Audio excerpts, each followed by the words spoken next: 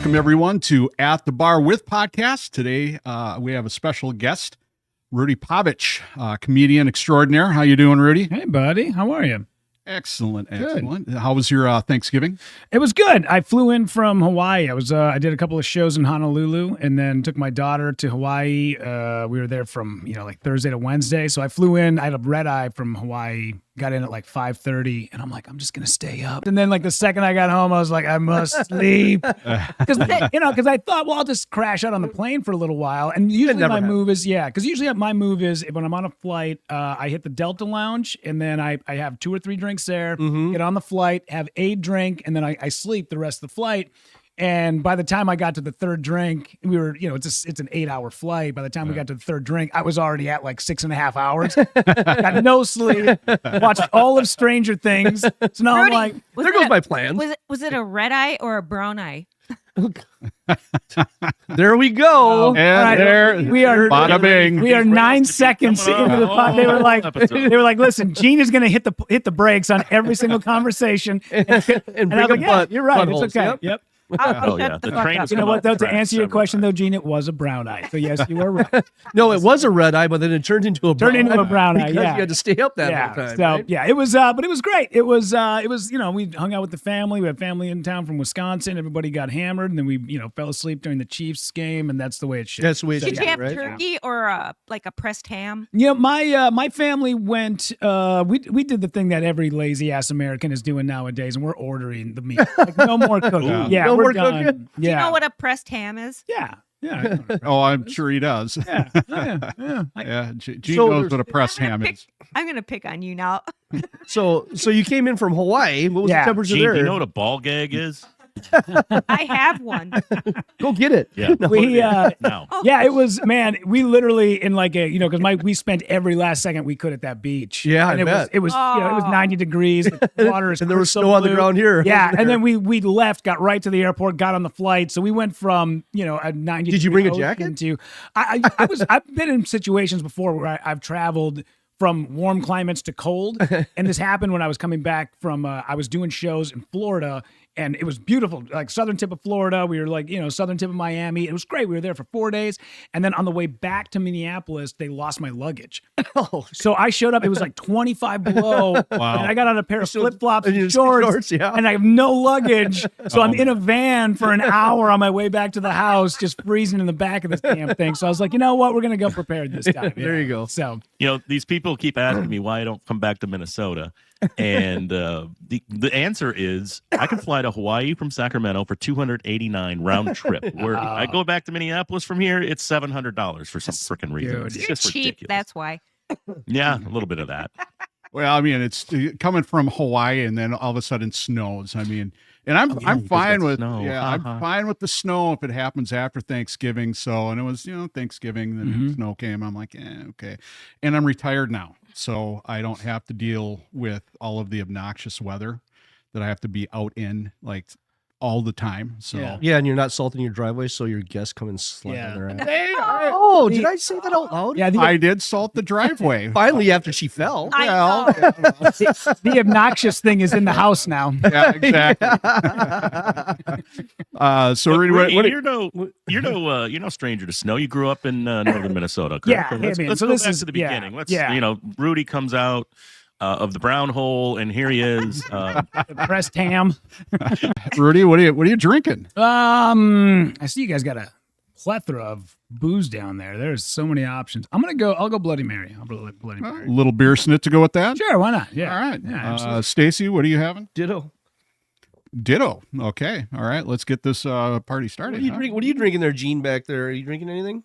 I think there's going to be some wine in there around there somewhere. So Maybe a little bit. yeah, a little Yeah. bit. So to isolate things here, Patrick, whenever he drinks out of the black mug, it's coffee.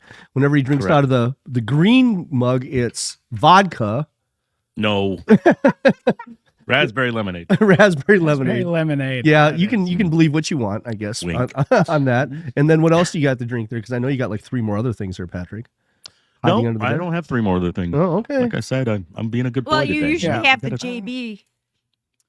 What The Jim Beam. what did you do before you decided to retire and start podcasting? Well, I first started out years and years ago as a bartender. Okay. And I bartended at TGI Fridays and O'Donovan's Irish Never Pub. made me a cocktail ever. I certainly did. You don't have to make wine. You just get it out of the box out of the fridge. But I got tired of always working between four walls. Mm-hmm. And my brother was a cop for St. Paul, and I had friends that were cops in Minneapolis. And I said, "Oh, take me on a ride along." And they took me on a ride along, and I'm like, I could do this. Wow. So I went back to school, finished up my degree in criminal justice studies, and the next thing you know, I became a police officer. Get out, dude. I worked as 17 years in public safety before retiring just in September. Yeah. TGI Fridays to being a cop. You went from giving out 2 for 20 to 2 to 20 years sentences. That's right. Pretty much. There you go.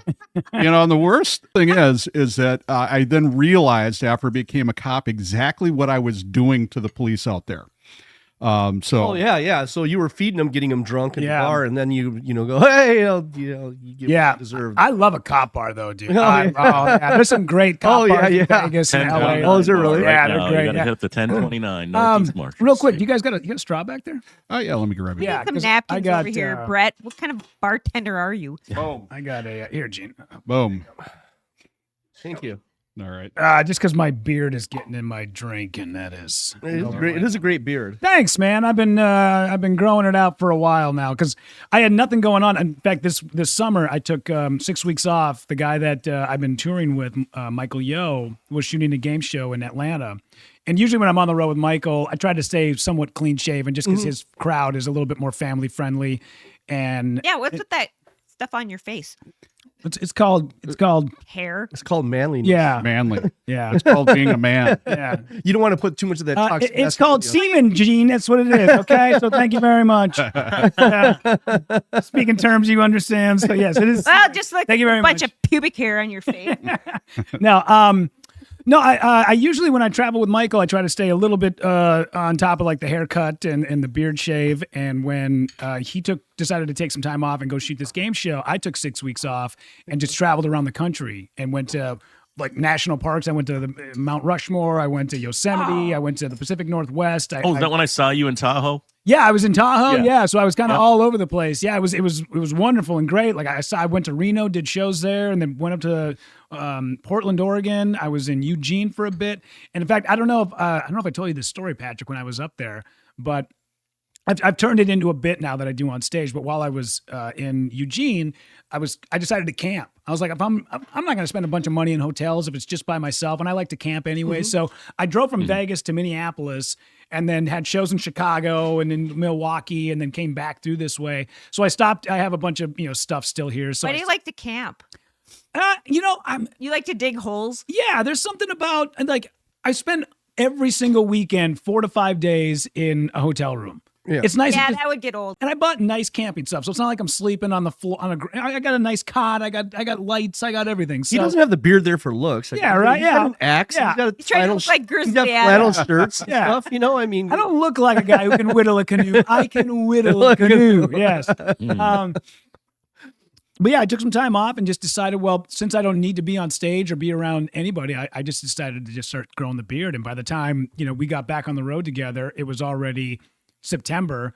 And I'm like, well, why am I going to shave it now looks when good, winter's though. coming? The other thing I noticed about it is I get bigger laughs when I got facial hair, which is weird. Interesting. Yeah. That is- yeah. that- Yeah. because they don't think a bearded guy should be funny. Well, Well, that's really maybe it's because you're rugged. Yeah. Yeah. Well, they always talk about like just adding things to like your character. I mean, there's a reason why Bert Kreischer takes his shirt off every single show, every show. Oh my God, that Why? is funny because it's funny. I mean, he's a fat man and he Oh, knows it, and Yeah. I was thinking, I've always got shit running through my head too. So I'm sure, Rudy, you can understand that where you're just thinking of stuff all the time and like, Yeah. what would be a funny twist on that? But I was thinking about how crowded the space is. And this is before Bert Kreischer. I'd never seen or heard of him. And this was 10, 15 years ago. When I thought this, I'm like, God, what if I came out on stage with no shirt on? You would definitely stand out. And then like 2 years later, I see Bert Kreischer and I'm like, fuck, I had that idea. So, but it's just a way to separate yourself, right? And then he's actually gotten pretty good at it. So, when I first saw Bert, I was like everybody else, I'm like, what the hell is this guy doing? And then you realize like, oh, it's part of it's all the character, it's part of the act, which I think he was one of those guys that was Bert, and then he found a character, and then he grew into the character. Because everybody I know who goes on the road with that guy is like, dude, you wake up, you drink. You go to the show, you drink. After the show, you drink. That's all you do. Where I think a lot of times people, like for me, I know what my comedic character is on stage. When I go and I do that guy on stage, I immediately turn him off the second I get off the stage. I'm not like that grumpy, cantankerous guy. I put that all away. That's why I do that guy on stage, is because I can't do that in real life. So how long have you been doing this now? So full-time comedy, about 6 years. Oh, 6 years? Yeah. So then did you already have a set and then you grew into it and started, because of your experiences on the road, sucked for the longest time. Oh, did it? Oh, sucked so bad. Completely changed everything around? Yeah. Continually? Well, it took a long time to realize like it takes so long to be able to figure out what you're doing. And even now I'm still doing shows and going, I don't think that fits the character. I don't think that fits the thing. So you're constantly, tweaking and moving things around, and your delivery sometimes is just, I did a joke, a new way. I've never done it before. I did it last night and it got the biggest response it's ever gotten. Oh, wow. What was the joke? So, okay, never if I do it, it's out of context, so it's kind of a long setup. Whatever, I got you. So, but the thing is, the hardest part now is because I haven't had time to go back and re-listen to that set before I got to go on stage tonight. Now I got to go, shit, how did I do that joke that way last night? And that's the hardest part about it. Yeah, bring it back. Yeah. So do you have things that where you get a big reaction in one city and then you go to another one and that same exact thing? All the time. Oh, really? Yeah. Wow. But because I open for so many, like the two main people that I'm on the road with are Michael Yo and Adam Carolla. Uh-huh. You cannot get more polar opposite politically than those two guys. Like Adam is very right wing, Michael is very left, and I have to be able to figure out which of those crowds that would be fun. Yeah, it's great. Every night I have, Michael is because his crowd is very family friendly. He's like, dude, no politics, and just keep it clean. And I'm like, great. And then I go out with Carolla, and Carolla's like, why aren't you swearing? Swear more. bring it out there. Swear more.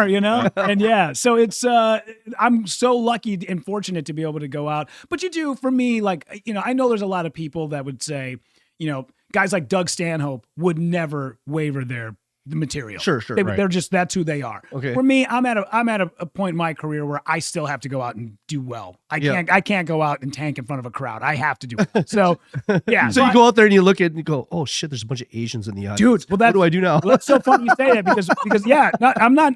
You're very Stacy, you are right on. So Michael Yo is half black, half Asian. He's half Korean. Yep. Yeah. And when we go, I tell him all the time, whichever your halves show up, is how well I'm gonna do. When his black audience shows up, I murder.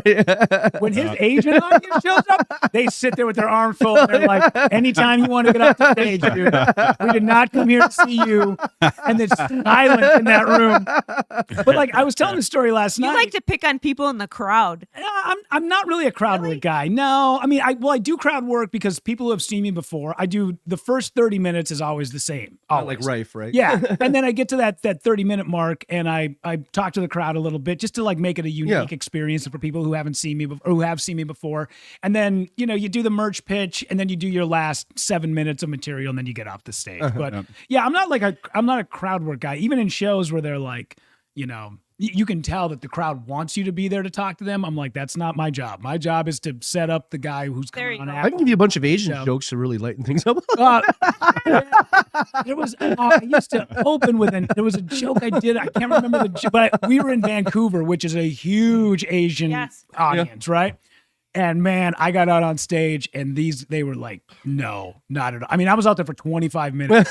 Silence. And you're sweating bullets. You're like, oh my God, kill me now. Well, and the crazy part is that you've done these jokes in front of other crowds and they kill. They kill every time. And you're like, ah. But so this was, I don't know, maybe 4 months ago. We're in Vancouver and it's very Asian that night. And I told Michael, I'm like, dude, I know I'm supposed to do 25. I might get to 22 in bed. He's like, no, I get it, man. Like and especially on a Sunday night, that crowd is they just want to see him and get out of the way. Yeah. So there was 4 Asian women of probably 29 to 32, that age range. They're all dressed up to the nines. Their second row, right in the middle. And for 25 minutes, stood there with their arms folded, not laughing. I mean, the whole time. 25 minutes of just mean mugging me. And I'm having a decent set. Not terrible, not great, but I'm kind of right in the middle. And I cannot stop looking at these 4 guys. I get off stage, and Michael's like, the host goes back up, and Michael's like, how are they? And I was like, goddamn 4 women in the front. And he was like, no, they're not that bad. I'm like, no, they're awful. So after the show, we're out there, we're selling merch, and I sell golf balls. Yeah. I sell a sleeve of golf balls. There's a joke on them, and I do the whole bit, and then I sell the golf balls. And these 4 women come walking up to me, and they're like, "You were so funny." Are you kidding? You were so funny. And I'm like, okay, first off, I want all 4 of you ladies to come in here. Your faces did not say that. I stood up there for 25 No, they minutes. are. They're actually laughing. You just can't tell. Yeah. They were laughing on the inside. And they go, no, we really thought you were really good. Thank you for coming. We'll take 4 sleeves of balls. And I was like, oh. So I grabbed 4 sleeves of balls thinking that they want 1 sleeve each. And they go, oh, no. We want to buy 4 sleeves each. Oh, wow. So you want 16 sleeves of balls? I mean, dude, I made like $250 off these guys who sat there and did not laugh one time I was on stage. I was like, you know what? I'll take your $250 for not laughing for 25 minutes. It makes you think, though. I mean, they bought all these golf balls to smash that golf ball out into somewhere. No, they were giving that to their rich husbands who paid for the tickets. That's who. But you just described my mom 4 times in the front. That's exactly the way she was all my life. Oh, dude, I was in that look. Speaking of it's funny because Michael does a joke where he talks about Filipinos are the best nurses. But if you got a Korean nurse, you could never have a Korean nurse because they would just be like, and I'm butchering his joke, and I'm sorry if he hears this, but the joke is something like, you can never have a Korean nurse because you'd walk in and be like, I think I broke my arm, and the nurse would go, well, you're stupid. Why'd you do that? You're stupid.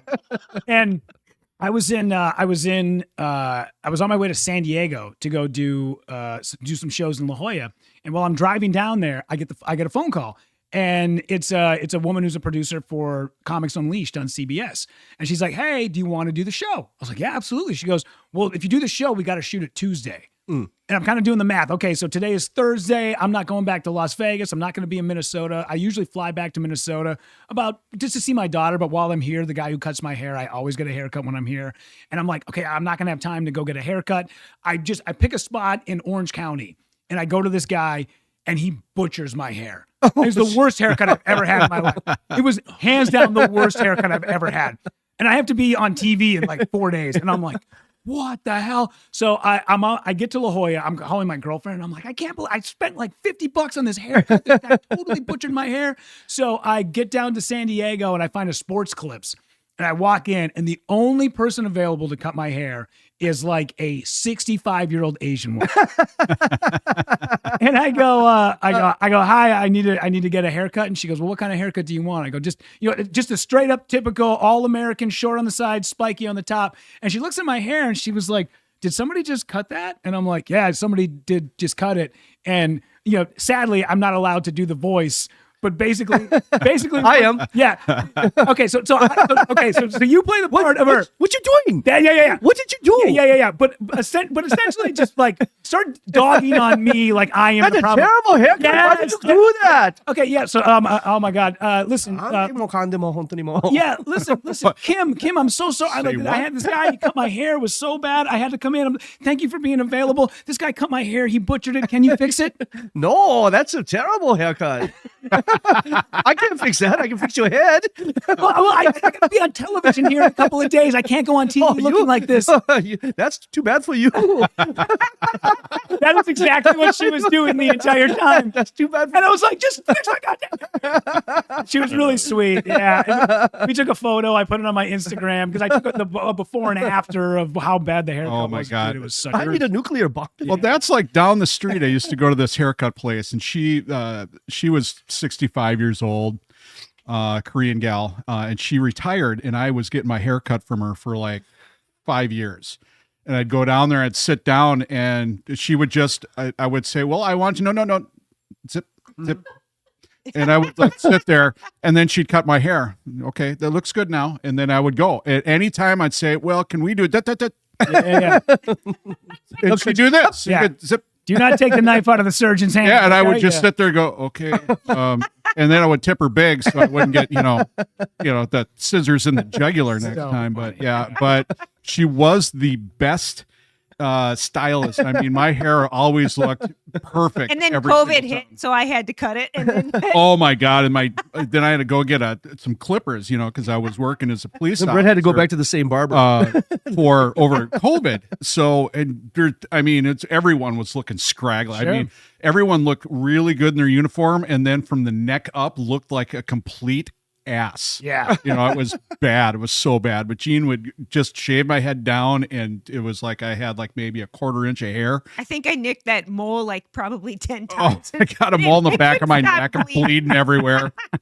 Oh, it was bad. I couldn't wait until Oh, yeah. Thanks, things Brett. kind of settled in. But no, when I got my haircut, then after Jean was like going, oh sure, you just throw me to the curb and you can go get your haircut, with a professional. But she actually did a really good job. She Nice. did, Yeah. It wasn't a Flowbee Yeah. either.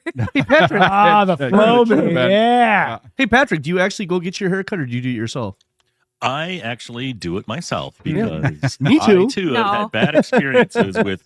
I would like a mohawk or a landing strip, and I want it like this and like that, and then they do it too skinny or they do it too wide, and they just fuck it up. So I'm No, like, I need a Bosley does literal it. clipper. I just do the sides on like a certain setting, and then I just do the top with a certain setting, and then I just roll with it No, because you couldn't I just afford the I always full leave head great of clips hair pissed plugs. off. So you And only I'm got like, the I'm just middle gonna, part done. it's great when two people talk at the same time. Sorry. Yes. Also, Patrick, there's nothing less punk rock than going to a Fantastic Sam's for a mohawk. There's nothing less punk rock than that, dude. So you're Yes. doing it the right way. 100%. But you know what, Patrick, you look like the guy, if you had like a military uniform on with that haircut, I would be scared. I'd be like, oh, listen here, you little piece of maggot Yeah, shit. like that. He needs a that brown round, scumbag yeah. from Beavis and Butthead. Taxi, Yeah, exactly. Not not Tom, like gym the teacher. movie. Taxi driver. Yeah, you got a little bit of Travis. What's his name? Travis. What's his name in the movie? I can't remember now. Travis. Why can't I just watched it like yeah, right. a month ago. Travis Bickle. Isn't that his name in the Yeah. movie? Yeah, Travis Bickle. Yeah. Yeah. I'm spacing on it. Anyway, you look great though. I love the fact that you have the spiking Viking jersey in the background, dude. I've been rolling with some guys that I don't want to call them out by name, but I've been rolling with some guys that had great success years ago, and they for the longest time now have been trying to not like lean into it. And finally, at some point, like I had a conversation with these guys and just went, dude, I think you guys need to like remember where you came from. Like that's why people Yeah. come to see you. That's why that's how they know you. So why are you trying to dodge this thing? Gilligan, for the longest time, Bob Denver was like, I'm not Gilligan, okay? And then finally somebody was like, hey, well, nobody's booking you because I know you want to be a dramatic actor, but there's a Yeah. car dealership that's willing to give you 10 grand to go sit there for 2 hours and sign Yeah. autographs. And he's like, fuck it, give me the bucket hat. Yep. Like, let's just lean into it. Yep. And I think and I don't know, Patrick, you could probably speak to this, but I think for a while there, I think you were trying to find a little bit more of a different identity and trying new things, which is great as an artist and somebody who's creative. You should do that. But I think it was really nice. Like once I saw you, like you changed your profile picture back to the Spiking Viking and you really started to embrace it again. I'm like, yeah, you should, man. Like you're part of the NFL Hall of Fame as the Spiking Viking. I think that's great that you're like enjoying that part of Does life. that shirt even fit you anymore? Oh yeah, no, those are size. Those are size relevant appropriate. stuff. But yeah, no, you're right, because it's like I was done with radio in 2016, and it took a few years because I'm not a radio guy anymore. I'm not a personality. I'm also in a different state, so nobody knows who the hell I am. Well, where I you're came a from, what I did. podcast personality now. Yeah, no, but that's what's great about it. I was like, okay, maybe I need to just, every time I get introduced, if I go back home, they're like, oh, it's Patrick from 93X, or it's Spiking Viking. So I'm like, I'm just going to be that. Like, it's always going to be there. So it's a legacy thing, and I'm leaning into it, like you said. And I'm doing a podcast right now is awesome because it's like, I don't know where this is going to go. We don't have to be successful. We're not going to make millions of dollars, but it's just fun having a microphone in front of the face again. You can really, absolutely. Yeah. Are you, did you come back to town? Do you try to get to Vikings games and dress up as the Spiking Viking? Have you? Right before COVID, I actually got, the Vikings went to San Francisco to play in that playoff game that they scored first. It looked great. And then we just got demolished by the 49ers, but that was like a 2020. But I actually spent like $1,500 for 2 really good tickets. But I did do the Spiking Viking. Yeah. So I started growing my hair out in the fall. It was a little taller than this. But yeah, I reinvented the Spiking Viking in 2020 or 2021, and actually met a few super fans. The Purple Pimps, the two guys. Yep. Met them out there. Saw some other folks that I knew from back in the day. So that was fun. Yeah, and I'll do it again. It's just I don't think it's happening this year. Yeah, But, So you represent out there. You represent us out there. That's good. Yeah, no, I'll come back to Minnesota and do it for a game because there's a lot of people that tailgate. There's a huge Viking World Order tailgate that I want to see and reconnect with folks. So I'm definitely going to plan it out and do a weekend.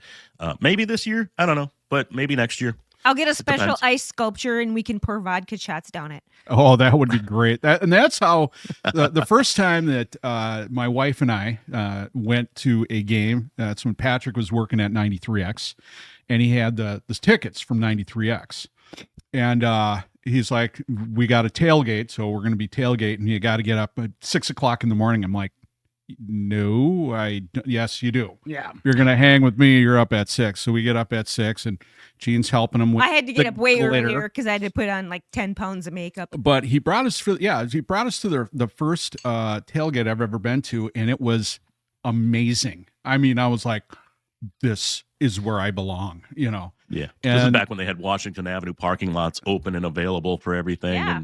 And I remember those days. people Those are were the good old cranking days. tunes, and there's a Packers car with people taking a Sledgehammer, sledgehammer to it for yeah. $5 a swing. And, it's awesome.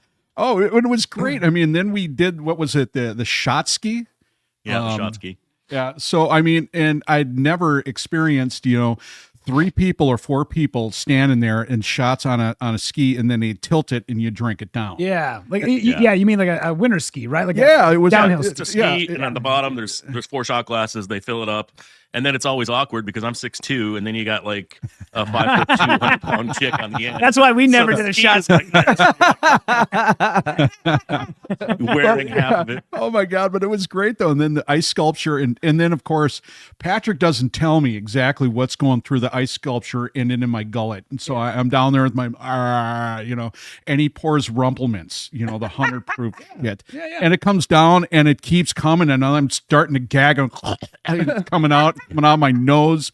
And it was the greatest experience I've ever had. It was awesome. We need to cut was that the out with short his board, mic. too. That was the Have you short guys- for it. Have you guys ever seen his cameo on the Daily Show with Rob Corddry? No. No, please tell. Oh, Please yeah. tell. Patrick, you've never shared this with them? Is there any YouTube videos on it? Yeah. Oh, we're gonna pull up some Oh. YouTube videos. It's so good. That is so funny, dude. And you are so good in it. And like when because Rob Corddry is Rob Corddry is one of these guys. I've only had like a very minimal amount of interactions with him. But there's sometimes people that you get together with and you go, it doesn't matter who they're with. They have chemistry with everybody. And Rob Corddry is one of those guys. Like I've been very fortunate enough to be on podcasts with Jay Mohr. Oh my God, he's awesome. The best, man. And everybody who talks about Jay Mohr always says it doesn't matter who Jay is around. Jay will have chemistry with that person. And it's so true because there's times where I've been on podcasts and you can just tell it's not like going well with certain people. And then you do a podcast with Jay and he's supportive. He yes ands. He knows how to do it. He's funny. He'll get the biggest laugh in the room. And then everyone's like, keep talking. He's like, no, this is your guys. You bring this up. He'll kick the ball to you constantly. And he's like such a good dude. So when I watched that, if you guys find it, I really do. Patrick, are we okay to play it? We are so looking for it. Are you okay to play it, Patrick? I actually looked for it. I usually watch it every now and then just to be, oh my God, that's funny. I can't believe I did that. But I think they pulled it. It was archived. Oh, it's probably on like a Paramount Plus now or something like that. So that's probably where it is. Yeah. I noticed it just disappeared and I had a bunch of links saved and I've gone back to it and it just says not found. And I'm just like, oh shit. Yeah. Well, after the show at some point, this will be a reference point. So maybe the next show would be like, hey, we found this thing. But it's really funny. It's great. I love the part. And Rob Corddry, if you're listening, you can be on our podcast anytime you want. He's the best, dude. Yeah. And it's so funny because there's a great part where he goes, because it's like they're talking to Patrick, the Spiking Viking, and they're talking to the Green Bay Packers fan, the Packerlope. Oh, you know what? I remember that, and he was asking like these questions, and Patrick was like being so like abrupt and upfront. I remember that. because the best part about that whole thing is when he goes, why don't you like the Packerlope? And he goes, because he sucks. and Rob Corddry goes, well, what does he suck at? And Patrick goes, everything. And Rob Corddry goes, well, then wouldn't it be safe to say that he sucks at sucking? And then it's just a look on Patrick's face and it's just deadpan. And then it goes back to Corddry and he's like, huh? And then he leans back and undoes his pants, pulls it down. It's like, that. Oh my God, sitting there. that is so Luckily, funny. the camera's behind me, and so good. I'm laughing my ass off on the front, looking at Corddry, and he's just staring at me deadpan, and I'm just like laughing my ass off. And I knew right then, just shut the fuck up, stare at him, and don't let because I knew it was a comedic moment. I was like, don't fuck it up, man. This is not a reply time. Say, fucking let that fucking thing simmer. And no, but Rudy, you're right. I didn't know what I was doing when I got there because they literally flew me out from Minneapolis to New York. I basically got in, got out. They limoed me to the place. I didn't know what the whole bit was.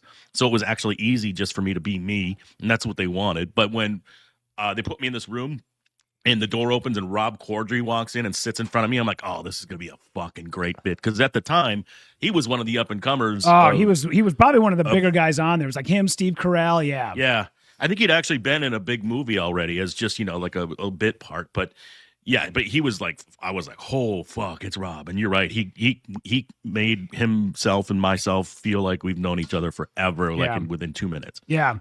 Yeah. He's also a guy who doesn't like take himself seriously, because when you have conversations with him, he kind of like, he'll say something and then he realizes he says something stupid. He's like, I'm sorry, I'm a moron. I don't know what I'm talking about. It's nice to be around guys who are at that level, And things like, I don't know what you're like, we talked about your look and your stand up a little bit and your character, but there's guys like a Corddry, you just look at them and they look funny. They have like a crooked eye or just a gleam. That's Tom you, Segura's Patrick. bald. And Louis C.K.'s got his thing where he's just like, I'm fat, I'm old, and I would never F a 22-year-old because they're just so obnoxious.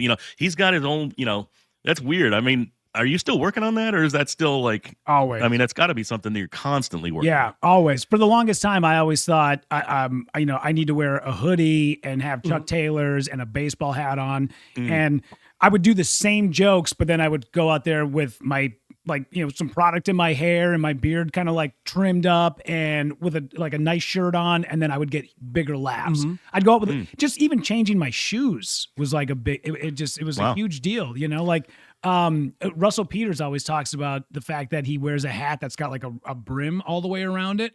When he used to just go out on stage with his bald head, he'd be like, oh, I did okay. But the second I put that hat on, it was all different, That's so weird how that changes that. You said that about that. You plan on growing your beard out a little bit longer? Yeah. Getting that big one? Yeah, a little bit. Yeah, think like Ryan Long from Prime Football. Yeah, Oh, yeah. A little bit bigger. But like even Eddie Murphy has said many times, Raw would not be Eddie Murphy Raw without that red leather suit. No. Because Right. nobody would know. Because when he walked out with it, the whole crowd was like, what the hell is that guy wearing? And he even makes a reference to it in... What about a clown suit? Which would be great if, usually I yes and everything. Gene, I don't know how to go. I don't know where to go with that one. But I love where your brain goes. I love that you throw, you are the Charlie Day of this crew. And I love that you are a wild card. You throw shit out there. I love it. Eddie Murphy references. Yeah, Eddie Murphy. Yeah, because he's walking down the street in Beverly Hills Cop. Yep. And there's two dudes that are dressed like him in Raw, and he goes, laughs. He laughs. He stops and he laughs about it. It's like such a tip of the cap, So have you seen, this is inside baseball right here. Have you seen the new documentary with Eddie Murphy? I've seen some of it. Yeah, I watched a little bit of it here and there. Yeah. In that, he actually references that scene and said that wasn't planned. That wasn't anything that we were doing. I was No just way. supposed to walk really? by. But the guy in the red, if you see the camera angle, the guys are back to the camera and Eddie's walking towards the camera. And I guess the actor that was in the red, which was a friend of his, kind of just did one of these like made a stupid face at him.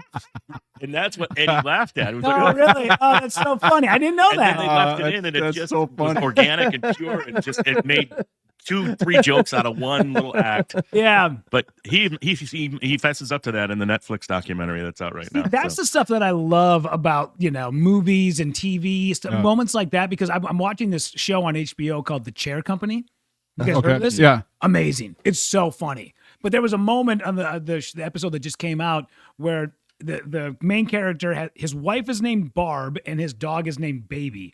And he's like, it's over in Barb's crib. Ah, I mean Baby's crib.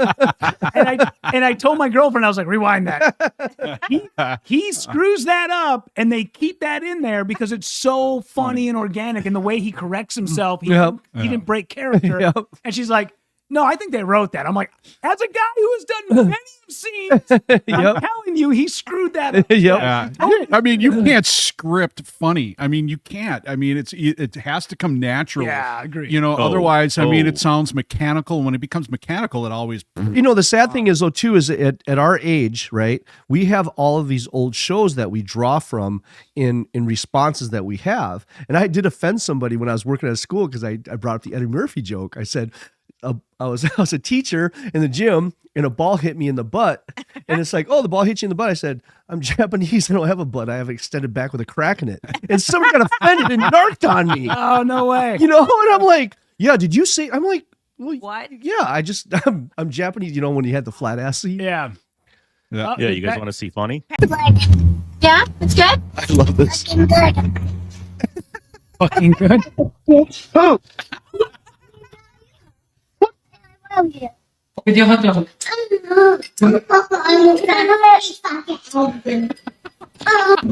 Hello. Hello. Fucking damn it. Oh, fucking damn it. Oh, fucking damn it. Fuck. so true.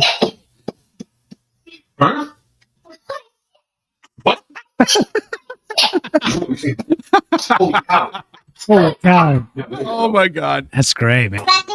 So it's super funny because a lot of this is true. As a teacher, they mimic all their parents, especially the younger kids. They'll say everything that their parents say and the stuff that they say. Yeah. I didn't know it was true until COVID when I was teaching online. Uh-huh. I'd be teaching and there's a good dad in his underwear trying to buy weed. He's on the phone and I'm trying to talk to this kid and there's other kids in there. And I'm like, dude, you can't talk about buying weed and doing all your stuff while you're way. How your son is Wow. That's like Oh my when I was God. growing Why? up, my mom would take me to the grocery store or the mall or something, and she'd talk to me in the car before we. Oh my She'd God, go, this is Now, funny. Jean, don't say anything about fat. Or fuck or buttholes. Or, yeah. So the first thing we do, Northtown Mall. Look at that fat man. She's like, squeezed my face so hard I cried. Oh my God, Patrick, I've had you're- that happen to me twice in my life. It makes a fucking grown man feel like a Whoa, piece what of do shit, you mean? know? What happened? Oh, one time I was just working at Amico when I was like 22. I wasn't fat, but I was a little bigger. And some kid in the car seat, I'm putting air in this lady's tires. And she's like, Mommy, look at the fat man. I could totally relate. oh yeah. Yeah, it was just like, okay. And it's like innocent enough to where like they don't know what they're saying or insulting me. And I'm Yeah. just No, like, but the "Thanks, guy kid." was really fat. But when he's 22 years old, Yeah. Hey, speaking of, It happened about 5 years ago too, and this time when he said, "Oh, look at the fat man," I said, "Look at the fucking little retard, you little piece of shit." Get the fuck out of here. This was at a Chuck E. Cheese. That's like I didn't have a car, and I would have to walk past this house, and it had a really long driveway, and this little girl would ride on her little tricycle and go all the way to the end of the driveway right as I was walking by and stick her tongue out at me. And one day I went, "Fuck you, little girl." wow. I never saw her again. yeah, and then that kid went Oh, to it's- school and said, "Fuck you," at everybody. Have you seen that video of the little girl and the mom sitting there? She's like looking, she's like, fucking Chucky. She goes, "Oh, what?" And she goes, "It's fucking Chucky." It's just pointing out the window, and it's like this, English little girl, probably about 4 years old, going fucking Chucky. Like, she got like the Chucky doll? Like, Yeah, like Chucky, like oh, the. gotcha. Yeah. So I suppose your joke line, I haven't watched you. So how do you determine what you want to talk about? How do you figure that out? How do you go, this will be really funny? Are you thinking of stuff as you're going along in life and go, that would be really funny to talk about? Yeah, is that Patrick? Is that you? Do you have children in your background over there? Oh, What the hell he is going sure on over there? does. Yeah.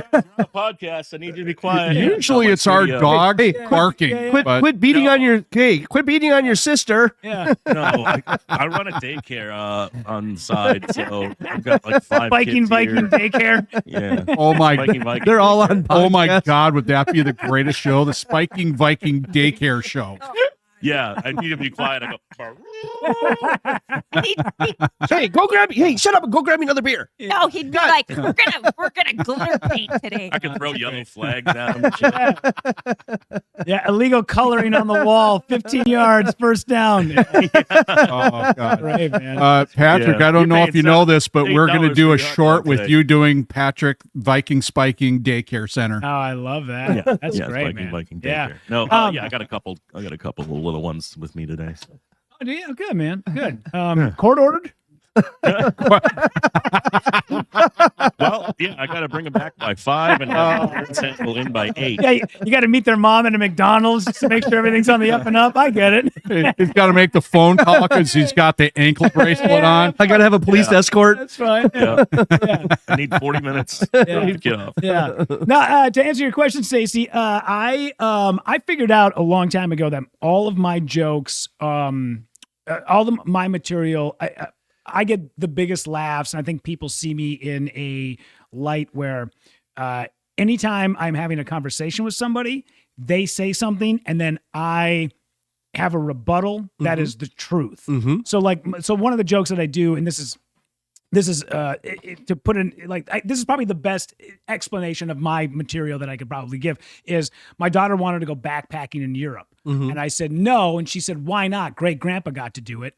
That was World War II. Yeah.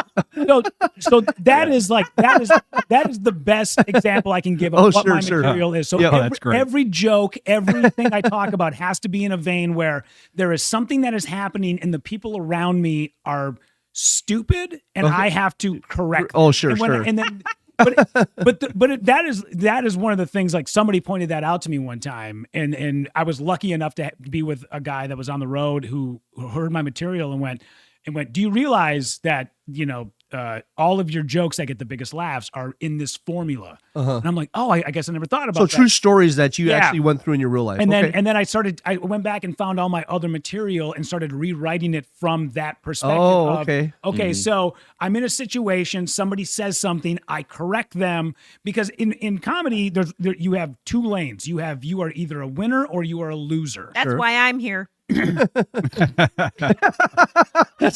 that face again. See what you did? Yes, you are, Gene. Yes. Yep. Now here's a red rubber ball, as Patrick pointed out. We'll see you in 20 minutes. Okay. No.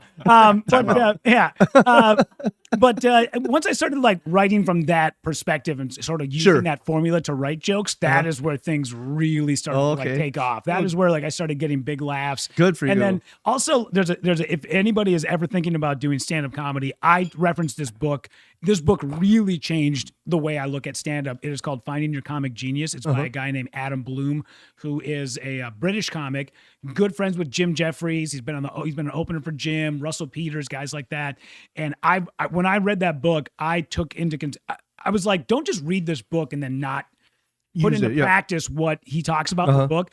I literally went through and I rewrote all of my punchlines. Oh, wow. In the form of what he talks about. It's called the seesaw method. Okay. And that is where you're using syllables to get a bigger laugh. So when you're most of my jokes, I try to write them where the syllable ends on an odd number of syllables, which I know it's weird to think about. So you got to do a little mathematics. Yeah, so you really do. Yeah, so there's a lot of times where I'll be like at a coffee shop writing, and I am counting on my fingers how many syllables are in each joke. Okay, and he even talks about in this book. He talks about if at some point you're still an open micer and you haven't been established yet, try to choose a name where you have an odd number of syllables, and then in those syllables, make sure that it's either 2 syllables. So like I always talk about Michael Yo. You're brain fucking me right now. Yeah, I know it's crazy math, but once you really sit down and break it down. So Mike, the reason why, and I've told Michael this, I'm like, not only is he a great comic, but his name also helps him because it's a 3-syllable name. It's Michael, 2 syllables, Yo. That's a seesaw. So one side is heavier than the other. And it was funny because when I was having a conversation with Adam Bloom one time, he was like, "Did you choose the name Rudy Pavich?" And I'm like, "Kind of." And he was like, "Well, what was your old name?" And I was like, "Nathan Pavich." And he was like, "Yeah, both suck." And I'm like, "I know. I know. I wish I would have known, man. I would have chosen something different." Rudy Pav. Rudy Pav. Anything. Yeah, I would have gone with something different. Yeah. At least it's not Rudy Perv. I would have gone with something different than Rudy Perpich. Yeah, which I get that all the time.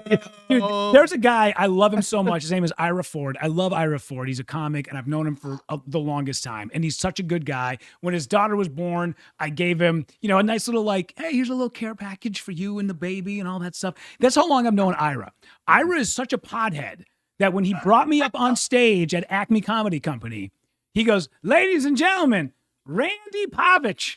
At least you didn't call you Murray Pavich. And I get on stage and I'm like, dude, I get screwing up my last name. Everybody calls me Povich, Pavich. There's some Pavlik, and there's so many. But the fuck is my first name?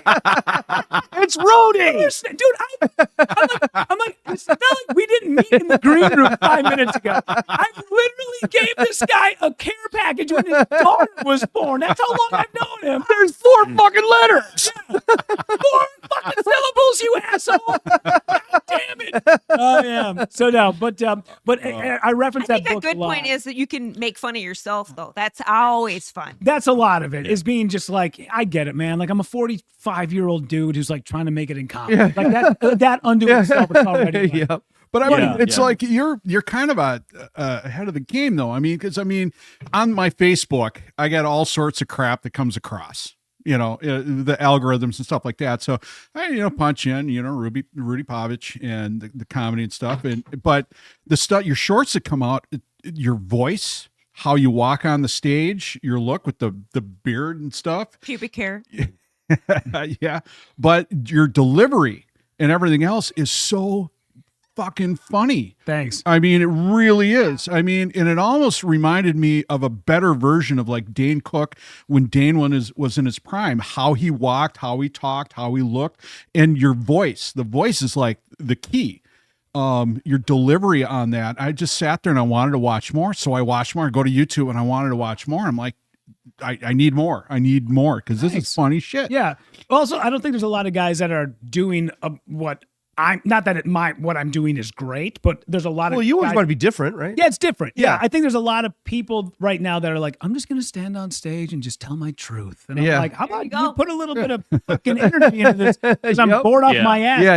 Yeah. In fact, and I've been trying to sort of write different material that gets me away from having to like put so much energy, like, effort Oh, sure. into it. Where like the jokes themselves Are they yeah. And Chris Rock, when he comes to the Comedy Store, he stands on stage with a tablet and he just reads what is on the tablet. Oh, God. And anything that gets a laugh, he goes, okay, take that. But he really speaks in like a very monotone because he wants to know if the joke actually hits. It works. Yeah. Yeah. So he goes up on stage in his first 3 minutes, he does the worst stand-up ever. To basically, because he knows that I'm Chris Rock, these people will laugh at anything. They I know do. that. Right. I need to even out this room. I need to zero it out. So he goes up and he bombs for 3 minutes. And then he goes, okay, now you guys are ready to hear actual material. And then he does the joke. Interesting. And if it works, then he takes it to the stage with that Chris Rock persona, smack him with a dick, smack him with a yeah.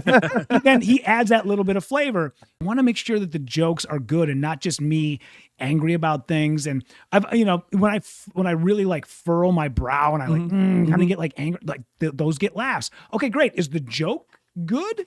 Or is it just me mugging to the crowd to tell them when to laugh? And if that's the case, then I need to go back and rewrite. Well, the joke. a lot of the stuff with the angry, you probably talk about a lot of things that make everybody angry, right? Yeah. Because there's a lot of shit that makes people angry. Yeah, and the thing about like being angry, Not me. angry is good for Lewis Black. Yeah. You can be angry when you're 75 plus. I have to be annoyed. Annoyed. Because if I'm angry, people go, "Why are you?" It's angry. You're in the annoyed stage. Yeah, because in fact, like I opened for Josh Blue, who, if you know, Josh is a Denver comic, but Josh was on America's Got Talent, and he has cerebral palsy.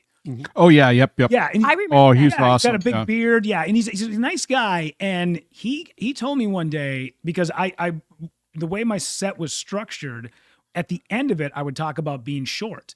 And he said to me, you need to talk about being short the first thing out of your mouth. You need to, because now everybody will know why it is that you're annoyed and why you're a little bit pissed off at everybody. Oh, it's because I've been discriminated against as a short man. now they understand where all this angst is coming from. And I am telling you, the second I changed it and I took that whole chunk, like that 3 minute chunk, and stuck it up front, Yep. the rest of my set started getting huge. Oh, wow. Yeah, Because you're so short. You have 3 legs. Yeah. I don't know what that means. Oh my. That's right. Yeah. And a lot of this too, Rudy, as she I brought a admire penis you, joke in there. is you've legit to be a successful comedian. You legit got to go out and eat shit for about 3 to 5 years, depending on your talent. Yeah. Patrick, And do you Patrick remember? likes to eat shit. Do you remember when I came into the studio one time when I was doing Dude Worthy, when I was doing the comedic duo, and I Yeah. played you a song, and you were like, Yeah. that's not funny." I'm like, "Yeah, that's really bad, isn't it?" You're like, he's like, "It's better than what I thought it was going to be, but it's still pretty bad." And I was like, "I suck at this so bad." But you really got to eat shit for a long time. And there's still times now, man. Like even last night I did and it was my crowd. It was like my friends, my family. It was my people that, know me from Adam Carolla. The whole You eat so much shit. Your eyes are brown. so much shit. There was but there were so many people there that He's a know court low. me, and I still went up and I still did a couple of new jokes, and they still tanked. And even though it's your fans, those still need to be worked out, and you still need to figure out the cadences of them. And I think this is a automatic thing that all comics do, but you got to be kind of regional when you get to a joint, right? Like, so in Minnesota, you can do. Did you see? I think you actually did this joke. Have you seen the new Minnesota state flag? Yeah, It's got yeah, this I love star on it. It looks like Oh a my God, bleached it's penis. ugly. yeah. But when I go to shows in Sac, there's so much stuff you can talk about in Sacramento. Like, oh my God, there's so many homeless people here, and I didn't know that there was many that that there was that many bikes in the world. And guys that have landing you know, strips on their head. But yeah, so when you get into a new place, you kind of have to like look around and go, okay, this might not be funny, but I can identify with the folks in the first 5 minutes by saying this restaurant sucked or this place was Change it up, great. yeah. Yeah. So I'll read the room, kind of. yeah, I guess. yeah. There's stuff like I can do in Minnesota that obviously you can't do in like that Minnesota State flag joke doesn't work anywhere else besides Minnesota. Yeah. Like you that's the only place you can do it. So, but I'll go around. Like I was in Albuquerque and the Spell Albuquerque. I dare thank ya. you. No. Listen, I've heard that Weird Al That's not song. I still compelling can't do it. content. Yeah. Let's not do that. But I was in Albuquerque, and Albuquerque is known for Breaking Bad. Like that's where they Okay. filmed Breaking Bad. That's where they filmed Better Call Saul. And my opening joke was, man, Albuquerque, I didn't know you guys were home to my favorite TV show of all time. And all of a sudden the crowd's like, yeah, Breaking Bad. And then I sit there for a second and go, cops.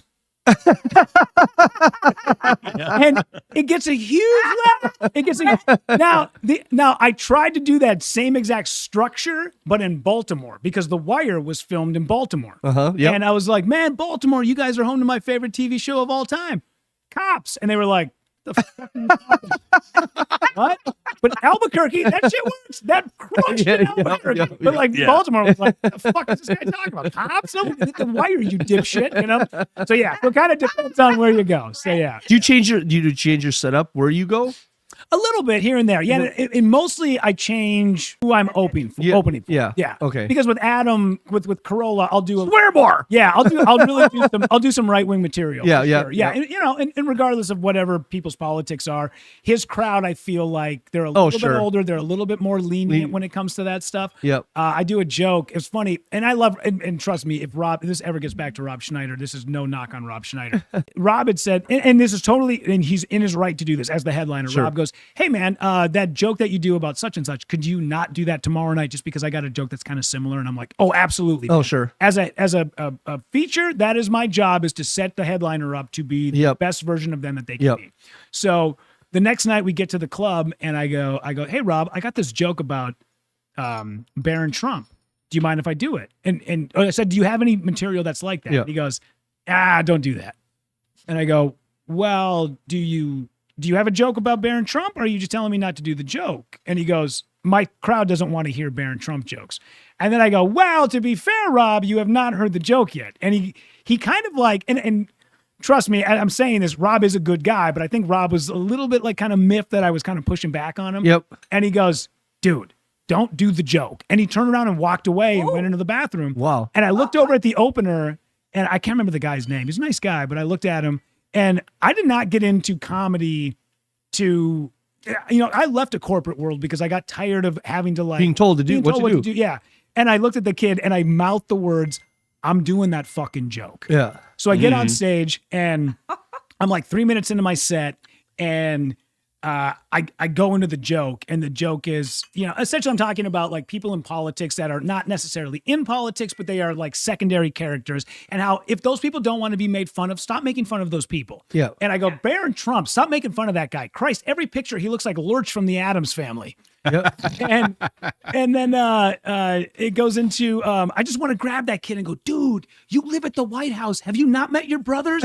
Do some drugs. If they ever find those drugs, just say, I don't know, must be hunters.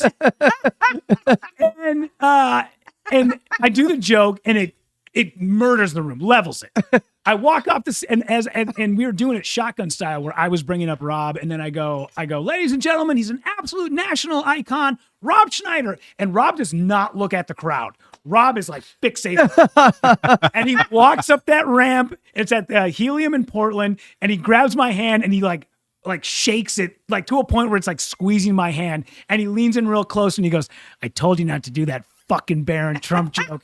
And then I laughed, and I said, but it worked. And he goes, you son of a bitch, it did work. And he kind of laughed about it. And I think in that moment, he was like, I kind of respect the fact that I told this guy not to do it, but he trusted himself enough to go out and do it. Sure. There you go. So I walk back into the green room, and the opener is in there, and this guy's like, dude, what were you thinking? I'm like, what did he do when I did? He goes, dude, he was looking at his phone, and then he heard you say Barron Trump, and he looked up from his phone, and he like turned his ear towards the stage. And then he heard it get a laugh and he shook his head and went, that motherfucker. And he went right back into his phone. It's like, that's the greatest story I've ever heard. I'm like, dude, that totally like, and I really do believe, because at the end of the weekend, like Rob was really like and not that Rob's like a standoff guy, but he was very like cordial to me. And at the end of the weekend, I think he thought, oh, if I was in that guy's shoes, if somebody was ahead of me and told me not to do that joke, I would have also gone out and done it. So I think he kind of respected it a little bit.